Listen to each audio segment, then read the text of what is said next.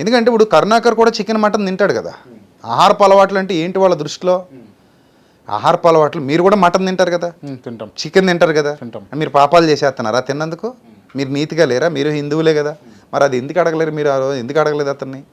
అదొకటి నాకు కొంచెం బాధగా అనిపించింది. ఆయన షూట్గా అడుగుతారు కదా క్రాంతి గారు, ఇతను ఇంత పచ్చబద్దాలు మాడుతుంటే అంటే అతను ఏంటి అతని దృష్టిలో? అంటే ఇప్పుడు హిందువులలో నేను చెప్తా ఉన్నా, మీరే అన్నారు హిందువులు కొంతమంది శనివారం రోజు తినరు అని ఇంటర్వ్యూలో ముందులో అన్నారు. శనివారం మిగిలిన రోజులు తింటారు కదా. మిగిలిన రోజులలో కొంతమంది ఒక్కొక్క వారం పెట్టుకుంటారు. అవును, శనివారం తిన. ముస్లిమ్స్ క్రైస్తవులు ఉపవాసాలు ఉంటారు, కట్టుకు ఉపవాసాలు.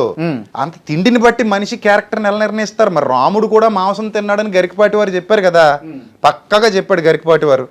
అద్భుతమైన వ్యక్తి ఆయన, నాకు చాలా ఇష్టం గరికపాటి. కొంతమంది ఇప్పుడు హిందువులలో ఇప్పుడు దాని ప్రకారం మరి కరుణాకర్ గరికపాటి గారి మాటల ప్రకారం రాముడు మాంసం తిన్నాడంటే మరి మాంసం తిన్నందుకు రాముడు కూడా చెడ్డోడు అంటాడా ఈ కరుణాకర్ గారు?